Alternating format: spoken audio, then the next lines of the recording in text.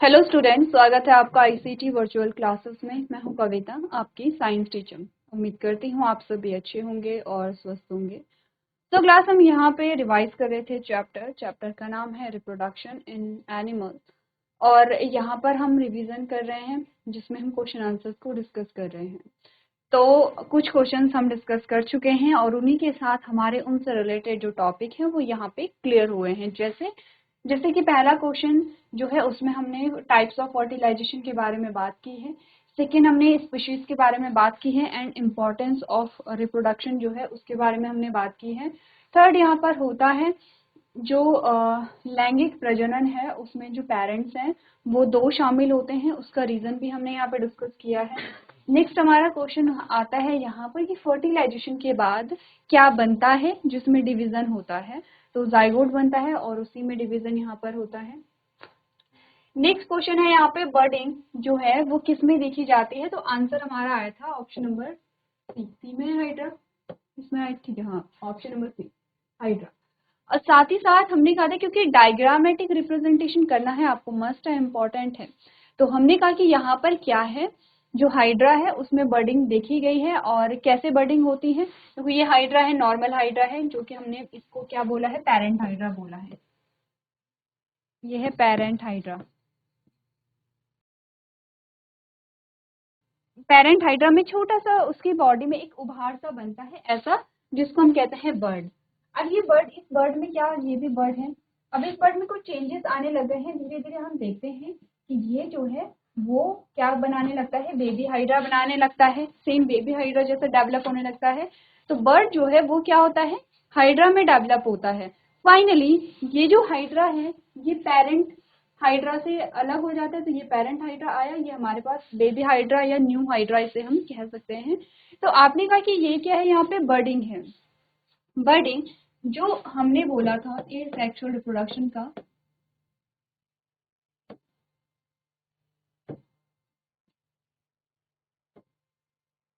ए sexual reproduction का example हमारे पास आता है। ठीक है, तो यहाँ तक की बात हम कर चुके थे। अगला जो क्वेश्चन हमारे पास आता है वो आपको होमवर्क में दिया गया था, जिसमें पूछा क्या गया है, पहले ये देखते हैं। पूछा गया है, a paramecium produced by dividing reproduced by dividing itself into two daughter cells, this process is called। जो पैरामीशियम है, ठीक है, वो क्या करता है, यहाँ पर खुद को डिवाइड करता है या विभाजित करता है दो संतति कोशिकाओं में। और इस प्रोसेस को आप क्या कहते हैं, ऑप्शन है आपके, बर्डिंग है, रीजनरेशन है, बाइनरी फिजन है, वेजिटेटिव प्रोपेगेशन है। तो बर्डिंग आइडिया तो आपको है कि बर्डिंग का मतलब क्या होता है। तीन जो ऑप्शन आपके आते हैं, रीजनरेशन है, बाइनरी फिजन है और वेजिटेटिव प्रोपेगेशन है, वो आपको बताने हैं वो क्या है। क्योंकि अगर आपको ऑप्शन समझ में आएंगे तभी आप यहाँ पर क्या करेंगे, इस अपने आंसर को सॉल्व कर पाएंगे। चलो देखो, सबसे पहले तो हम यहाँ पर ट्रांसलेट करेंगे, ठीक है। तो ये कहता है, a paramecium reproduced by dividing itself into two daughter cells. जो पैरामीशियम है वो खुद को दो संतति कोशिकाओं में विभाजित करके प्रजनन करता है, ठीक है।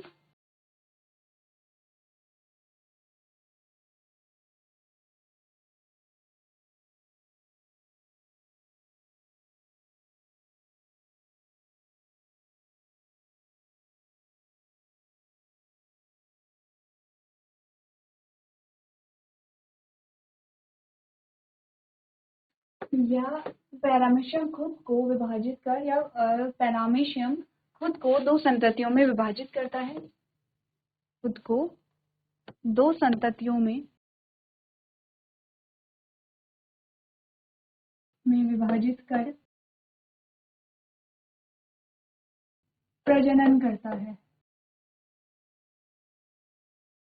ठीक है, पहली स्टेटमेंट है, करता है कट रहा है, वो कर लेना, आप लिख लेना। पैरामीशियम जो है वो खुद को दो संततियों में विभाजित कर प्रजनन करता है।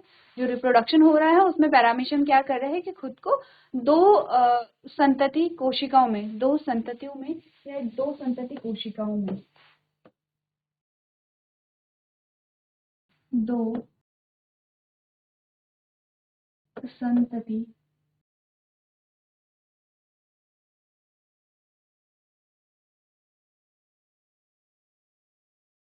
दो संतति कोशिकाओं में विभाजित करता है या दो संतति कोशिकाओं में विभाजित कर प्रजनन करता है।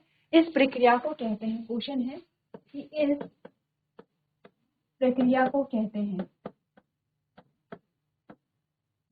क्वेश्चन ये है,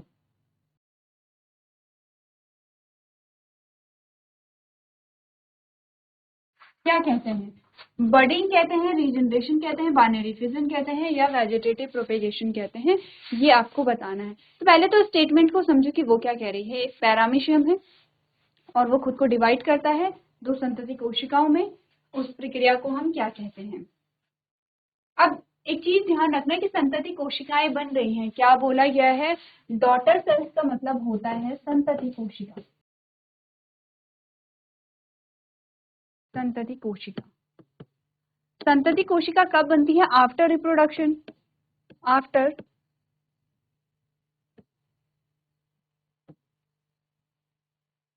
रिप्रोडक्शन या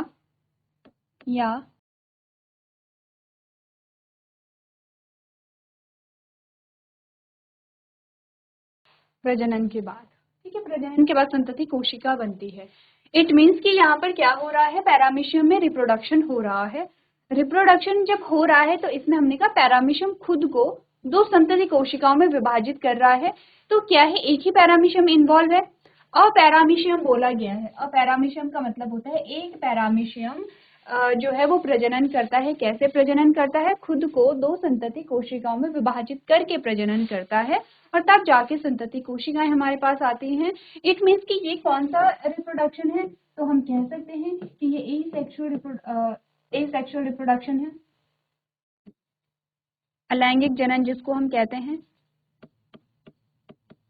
जिसमें सिर्फ एक ही पैरामीशियम, एक ही पेरेंट यहाँ पर शामिल है। तो इतना तो हमें समझ में आ गया कि ठीक है, पैरामीशियम में रिप्रोडक्शन हो रहा है जो कि क्या है, अलैंगिक प्रजनन है। अलैंगिक प्रजनन में सिर्फ पैरामीशियम ही इन्वॉल्व है, सिर्फ एक ही पेरेंट यहाँ पे इन्वॉल्व है। अब इस प्रोसेस को क्या कहते हैं वो हमें देखना है। एक बार ट्राई करो। चल, अब यहाँ पे डायग्राम में बना करके दिखा रही हूँ और डायग्राम से समझो कि पैरामीशियम में हो क्या रहा है।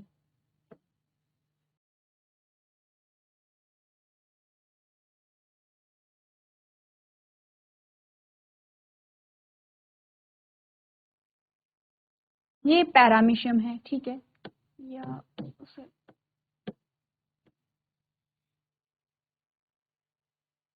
ये पैरामीशियम है, ठीक है, ये पैरामीशियम है। पैरामीशियम में मैं सिर्फ न्यूक्लियस यहाँ पे दिखा रही हूँ, बाकी के जो ऑर्गेनेलिस हैं, बाकी के जो पार्ट्स है वो नहीं दिखा रही हूँ। सबसे पहले तो पैरामीशियम क्या है, प्रोटोजोन्स है, ठीक है, सिंगल सेलुलर होता है,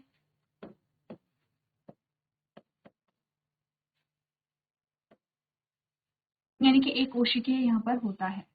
अच्छा, इसमें इंटरेस्टिंग बात यह है कि दो टाइप के न्यूक्लियस हम देखते हैं। एक न्यूक्लियस तो ये आता है जिसको हम मैक्रो न्यूक्लियस कहते हैं।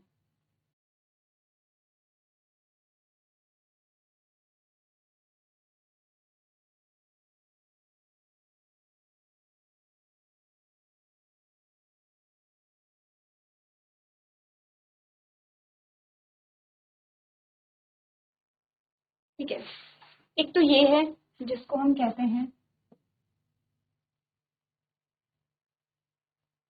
क्या, मैक्रो न्यूक्लियस।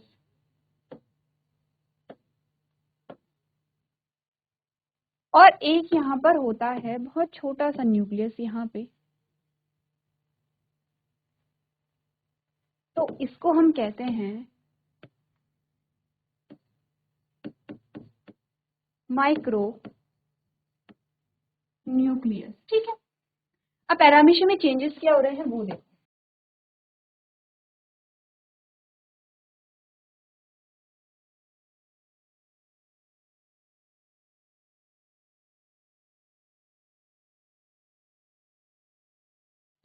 डायग्राम देखो और डायग्राम में देखो कि चेंजेस क्या यहाँ पर हो रहे हैं।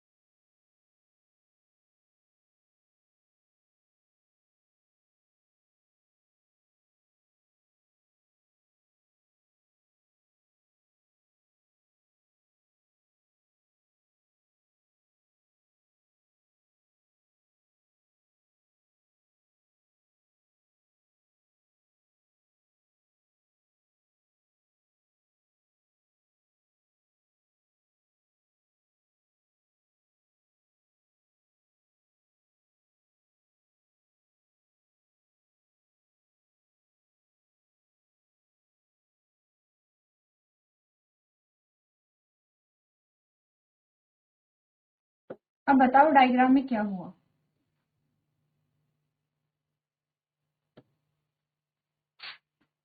ये जो हमारे पास आता है, ये आता है पेरेंट,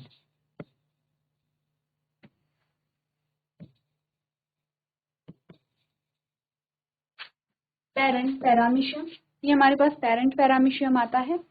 और ये जो दोनों हमारे पास आते हैं, ये है हमारे पे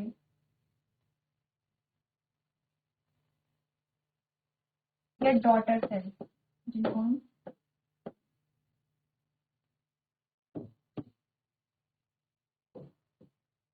डॉटर सेल कह रहे हैं, या इनको हम क्या कह सकते हैं, न्यू पैरामीशियम।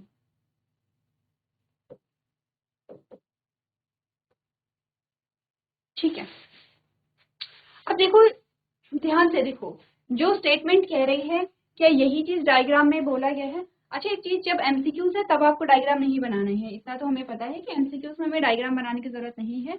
डायग्राम कब बनाने हैं, जब क्वेश्चन आंसर्स आए होंगे। जैसे कि क्वेश्चन आपसे पूछा गया है कि पैरामीशियम में जो प्रजनन है उसको चित्र के माध्यम से दर्शाइए, तो आपको ये डायग्राम बनाना है। अब बताओ क्या आंसर यहाँ पर होगा। देखो, अगर हम थोड़ा सा डायग्राम को समझें तो हमें पता है कि डायग्राम में, क्योंकि न्यूक्लियस है, ये मैक्रो न्यूक्लियस है, ये माइक्रो न्यूक्लियस है, और हम देख रहे हैं कि ये इलोंगेट हो रहे हैं। पहले तो ये जो न्यूक्लियस हैं दोनों, ये ऐसे खींच रहे हैं, स्ट्रेच हो रहे हैं, दोनों टाइप के जो न्यूक्लियस हैं। देन हमने, ये तो फर्स्ट इमेज है जो कि एक नॉर्मल पैरामीशियम को बताती है। सेकंड इमेज में हमने कहा कि न्यूक्लियस जो है वो स्ट्रेच्ड हो रहे हैं, और थर्ड में हमने देखा कि न्यूक्लियस जो है यहाँ पे दो दो न्यूक्लियस बन चुके हैं, ये मैक्रो माइक्रो, ये मैक्रो माइक्रो, और दो न्यूक्लियस यहाँ पे बन चुके हैं। तो हमने क्या कहा, यहाँ पे कैरियोकाइनेसिस हो गई है। ठीक है, कैरियोकाइनेसिस मतलब division of nucleus. Then fourth जो हमारे पास इमेज आती है, उसमें हमने कहा जब साइटोप्लाज्म यहाँ पे डिवाइड होने लगा, ठीक है, जब साइटोकाइनेसिस यहाँ पे होने लगी, तो ये सेपरेट सेल बन गई है, ये सेपरेट सेल बन गई है, और दो न्यूक्लियस यहाँ पर बन गए हैं। ये कहते हैं हमारी स्टेटमेंट। अब आ जाओ यहाँ पे ऑप्शन पे।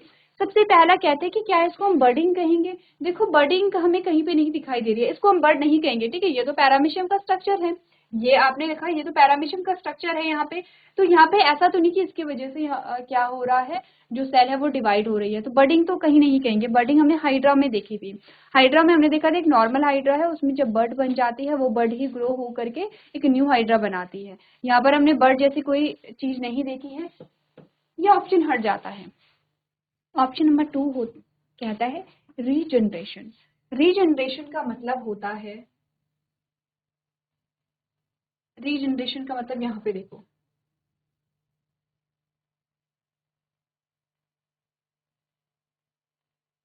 यहाँ पे देखो रीजनरेशन का मतलब क्या होता है।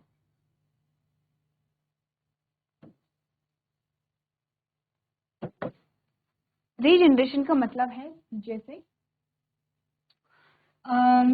कोई भी स्ट्रक्चर हम बना लेते हैं,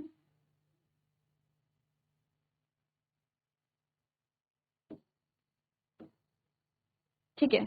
अब जैसे ये एक स्ट्रक्चर है, ये कोई भी रैंडम स्ट्रक्चर है, हम किसी, ये कोई जीव है या कोई प्लांट है, हम इसकी बात नहीं करें, कोई रैंडम स्ट्रक्चर है।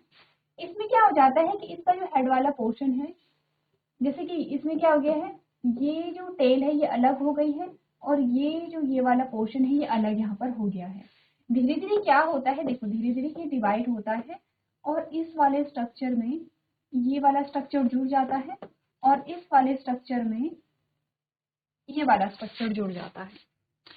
रीजनरेशन का मतलब होता है पुनरुद्ध भवन, पुनः निर्माण। तो इसमें जो ये वाली प्रोसेस है, इससे ये वाली जो प्रोसेस है, इसको रीजनरेशन कहेंगे। या इसमें जो यहाँ पे हेड वाला पोर्शन बन रहा है, इसको रीजनरेशन कहेंगे। जैसे कि कोई चीज, कोई जो ऑर्गन है उसका जब लॉस हो जाता है, तो वो जो ऑर्गन है वो फिर से बनने लगता है, उसको रीजनरेशन कहते हैं। जैसे कि आपने यहाँ पे छिपकली देखी होगी, छिपकली की जो टेल है अगर उसको काट दिया जाए तो उसकी टेल फिर से यहाँ पे बनने लगती है, वो रीजनरेशन है। टेल कट गई थी, ठीक है, और फिर से टेल जो है उसका फॉर्मेशन होने लगेगा, और फिर से टेल जो है वो एज इट इज वहां पे आ जाएगी कुछ टाइम बाद, ऑफ कोर्स उसी टाइम नहीं होगा। तो उसको रीजनरेशन कहते हैं कि कोई खोए हुए जो अंग है वो वापस से आ जाते हैं, उसको हम रीजनरेशन कहते हैं। तो क्या यहाँ पर कुछ रीजनरेशन जैसा आपको दिखा कि कुछ ऑर्गन है जो खो गए थे फिर वापस से बन रहे हैं? नहीं, रीजनरेशन तो नहीं होता है। फिर होता है बाइनरी फ्यूजन। फ्यूजन का नाम आपने सुना होगा, एक नाम होता है मल्टीपल फ्यूजन और एक नाम होता है बाइनरी फ्यूजन। फ्यूजन में जब डिवाइड होकर के कुछ चीजें बनती हैं तो वो फ्यूजन हमारा कहलाता है। बाई का मतलब होता है दो, मल्टी का मतलब होता है बहुत सारे। अगर मैं बात कर रही हूँ मल्टीपल फ्यूजन के बारे में, इट मीन्स कि यहाँ पे बहुत सारी सेल्स बनेंगी। और अगर मैं बात कर रही हूँ बाइनरी फ्यूजन के बारे में, इट मीन्स यहाँ पे क्या बनेंगे, दो सेल्स बनेंगी। कब बनेंगे? After division. ठीक है, डिवीजन के बाद। तो इस ऑप्शन को भी रहने देते हैं। ये कुछ कुछ सिमिलर तो लग रहा है कि कोई चीज डिवाइड हो रही है और दो सेल्स बना रही है, दो सेल्स बना रही है तो बाय है, बाइनरी है। फ्यूजन क्योंकि डिवीजन यहाँ पे हो रहा है, डिवाइड होकर के बना रही है तो डिवीजन है। तो आपने कहा बाइनरी फ्यूजन, कुछ तो यहाँ पे लग रहा है, लेकिन हमें सारे ऑप्शंस पढ़ने हैं। हो भी तो सकता है कि हमारा नेक्स्ट ऑप्शन सही आंसर हो। ऐसा होता है कि हमें जैसे कभी कभी क्या आता है, हमें लगता है फर्स्ट ऑप्शन ही सही ऑप्शन है, लेकिन जब आप अच्छे से समझेंगे और ऑप्शन देखेंगे तो आपके, क्योंकि हमें सबसे सही आंसर यहाँ पे चूज करना है, तो आपके और भी आंसर जो हैं वो और ज्यादा करेक्ट हो सकते हैं। कभी कभी क्या होता है कि सारी स्टेटमेंट सही है लेकिन हमें सबसे सही सबसे सटीक स्टेटमेंट ढूंढनी है। तो लास्ट कहते हैं वेजिटेटिव प्रोपेगेशन। अब भले ये जो आपकी यहाँ पे ये जो ऑप्शन है ये आपका एकदम ही अलग है, वेजिटेटिव प्रोपेगेशन की बात कर रहा है। तो वेजिटेशन शब्द जो हम पढ़ते हैं वो हम प्लांट के एस्पेक्ट में पढ़ते हैं। अब वेजिटेटिव प्रोपेगेशन क्या होता है इसको समझेंगे, लेकिन अभी ये समझिए कि वेजिटेशन या वेजिटेटिव जो शब्द है वो प्लांट से रिलेटेड है। पैरामीशियम प्लांट नहीं है, हमने पहले ही स्टेटमेंट में कहा था ये एक प्रोटोजोन्स है। हमने 5 किंगडम क्लासिफिकेशन जब पढ़े हैं, जब आप पढ़ेंगे, अभी आपने नहीं पढ़ा होगा 5 किंगडम क्लासिफिकेशन, तो 5 किंगडम होते हैं। देखो थोड़ा सा जस्ट एक आइडिया ले लो। 5 किंगडम होते हैं। मोनेरा, मोनेरा में जो माइक्रोस्कोपिक ऑर्गेनिज्म है जैसे कि बैक्टीरिया, मोनेरा में आप उनको रखते हैं। एक कोशिकीय होते हैं, प्रोकैरियोट होते हैं, ठीक है, जिसमें सेल वॉल तो पाई जाती है लेकिन न्यूक्लियस नहीं पाया जाता है। तो मोनेरा में सबसे जो माइक्रोस्कोपिक जीव है उनको यहाँ पे रखा गया है। देन हमारे पास आता है protista. Protista protista single cellular है यहाँ पे, लेकिन कैसे आ गए हैं, यूकैरियोटिक आ गए हैं क्योंकि इनमें न्यूक्लियस यहाँ पे पाया जाता है। ठीक है, जैसे कि अच्छा ये प्रोटिस्टा जो प्रोटोजोन्स जो है वो इसी के अंदर आते हैं। प्रोटिस्टा के अंदर अभी आपने पैरामीशियम पढ़ा था जो इसी के अंदर आता है, तो ये है प्रोटिस्टा। नेक्स्ट जो थर्ड हमारे पास आता है वो है फंजाई। फंजाई जो है वो यूनिसेलुलर से लेकर मल्टी सेलुलर तक होते हैं और इनमें भी सेल वॉल पाई जाती है, सेल वॉल इनमें पाई जाती है। ठीक है, और इसके अलावा आपने कहा फंजाई जो है वो ये क्या होंगे, ये ऑटो और हेटेरो दोनों हो सकते हैं, ये भी हैं। फंजाई जो है वो हेटेरोट्रॉप होते हैं यानी परपोषी होते हैं। चौथा आता है यहाँ पे प्लांटी। प्लांटी में आप सारे ये प्लांट को पढ़ते हैं, यहाँ पे भी सेल वॉल प्रेजेंट होती है। ठीक है, कोशिका भित्ति जो है वो प्रेजेंट होती है और जितने भी प्लांट्स आप देखते हैं, चाहे वो शैवाल की बात कर रहे हो, चाहे वो आप जिम्नोस्पर्म एंजियोस्पर्म की बात कर रहे हो, सारे प्लांटी में आते हैं। और नेक्स्ट आता है एनिमेलिया। एनिमेलिया में जितने भी एनिमल हैं आप उनको पढ़ते हैं। ठीक है, एनिमेलिया। तो अगर मैं बात करूं हमारे पैरामीशियम के बारे में, तो हमने कहा पैरामीशियम जो है वो प्लांटी से बिलोंग नहीं करता है, वो तो हमने प्रोटोजोन कहा था। ठीक है, तो प्लांटी से बिलोंग नहीं करता है, तो वेजिटेशन या वेजिटेटिव प्रोपेगेशन जो शब्द है वो यहाँ पर नहीं होगा। ऑप्शन कौन सा सही है? ऑप्शन नंबर सी यहाँ पर बिल्कुल करेक्ट आंसर आता है, बाइनरी फिजन। तो आपने कहा कि जब पैरामीशियम खुद को दो कोशिकाओं में विभाजित करता है और दो संतति कोशिकाओं का निर्माण करता है, तो इस प्रक्रिया को हम क्या कहते हैं? बाइनरी फिजन कहते हैं। अब इससे रिलेटेड एक और क्वेश्चन है कि बाइनरी फिजन का एक और एग्जाम्पल हमने पढ़ा था, डायग्रामेटिक वे में समझा था। एग्जाम्पल बताओ कि बाइनरी फिजन का दूसरा एग्जाम्पल कौन सा है? सेकेंड जो एग्जाम्पल हमारे पास बाइनरी फिजन का आता है वो है यहाँ पे क्या, अमीबा। अब अमीबा में डायग्राम बनाना देखो बहुत इजी है। क्यों? क्योंकि अमीबा की कोई निश्चित शेप तो है नहीं, ठीक है, निश्चित जो आकार है वो है नहीं। अमीबा को आप किसी भी शेप में किसी भी स्ट्रक्चर में बना सकते हो। बस यही सेम है, पहले न्यूक्लियस डिवाइड करेगा, देन साइटोप्लाज्म डिवाइड करेगा और एक सेल दो सेल में क्या हो जाएगी, यहाँ पे डिवाइड हो जाएगी। चलो अब आगे बढ़ते हैं और अगला प्रश्न देखते हैं। अगला प्रश्न है क्वेश्चन नंबर 8, जिसमें कहा गया है the female gamete produced by the ovary is called dash, it is haploid in nature. आपने कहा जो फीमेल गैमेट है या जो यहाँ पे मादा युग्मक है वो ओवरी से बनती है, ठीक है, वो ओवरी से प्रोड्यूस होती है या जो यहाँ पे ओवरी है उससे उत्पादित होती है, जिसको हम डैश कहते हैं, और ये हैप्लॉइड होती है नेचर में। तो सिंपल सा क्वेश्चन है, अगर हम देखें, अच्छा मैं अभी नहीं बताऊंगी, आप खुद बताएंगे ये सिंपल सा क्वेश्चन क्या है और ये क्वेश्चन कहता क्या है। देखो आपने कहा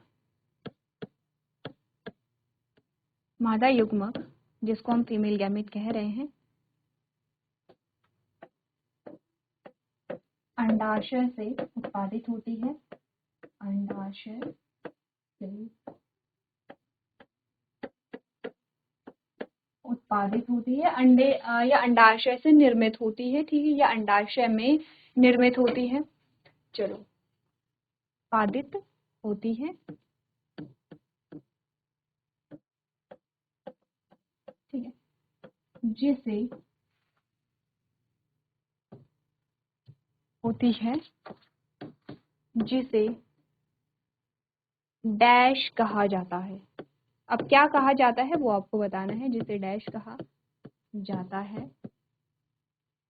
यह प्रकृति में अगुणित होती है, या ये इसकी प्रकृति अगुणित होती है।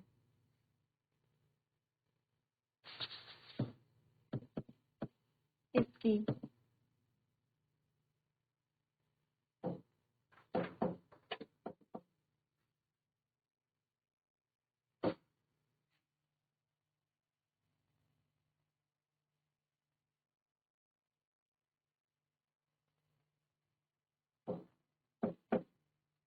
प्रकृति अगुणित होती है।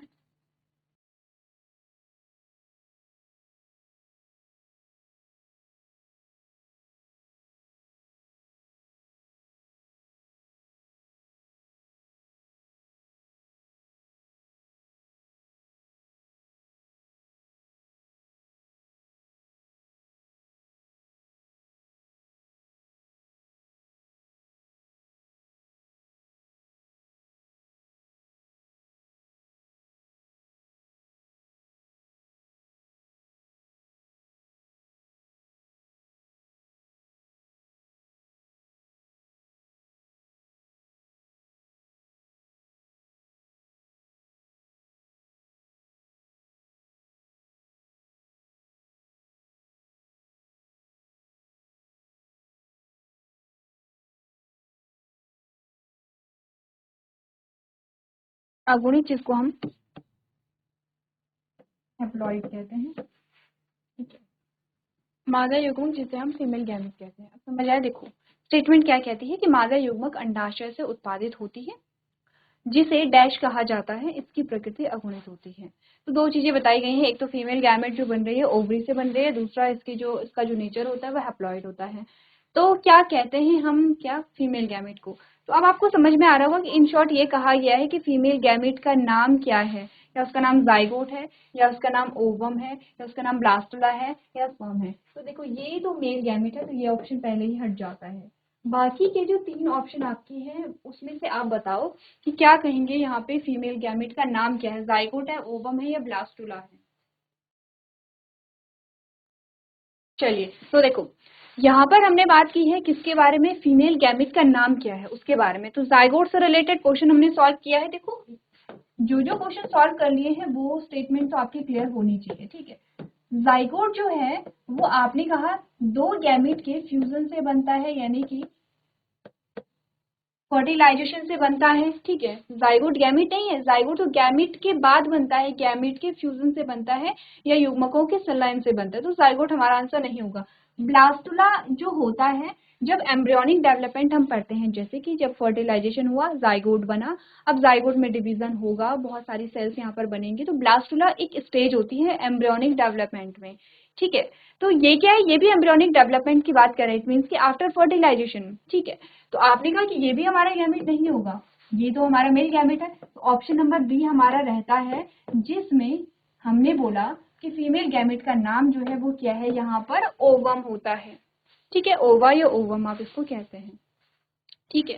तो चलो, कुछ क्वेश्चंस हमने यहाँ पे डिस्कस कर लिए हैं, कुछ और क्वेश्चंस आप लोग घर से देख के लेकर के आएंगे। तो आज के सेशन में हम इतना ही करेंगे। अभी तक क्लास में बने रहने के लिए आपका धन्यवाद।